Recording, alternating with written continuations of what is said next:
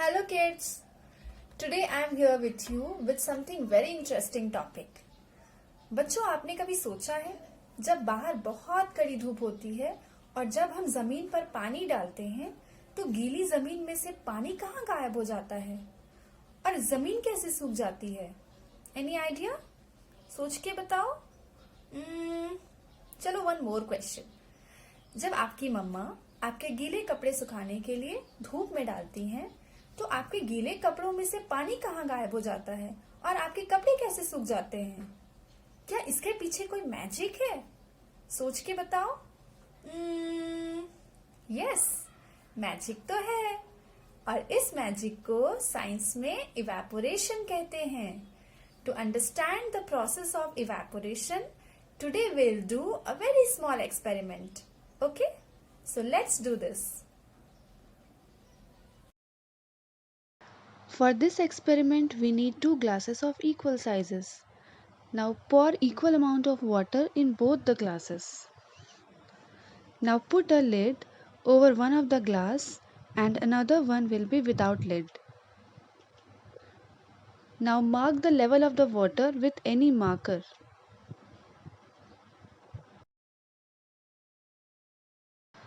अब इन दोनों ग्लासेस को किसी ऐसे प्लेस पे रखना है जहाँ पे सन की लाइट डायरेक्ट आती है। Now check the level of the water every day. You can mark the level of the water day wise.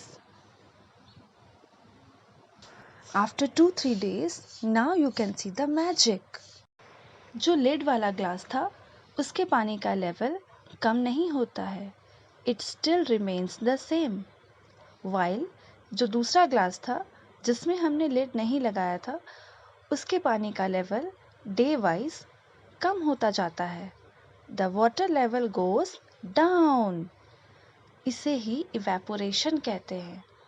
पर ऐसा क्यों होता है? सूरज की गर्मी की वजह से जो खुला ग्लास था उसका पानी गर्म हो रहा था और उसमें से छोटे छोटे ड्रॉपलेट्स आसमान में धीरे धीरे हवा में मिक्स होते जा रहे थे.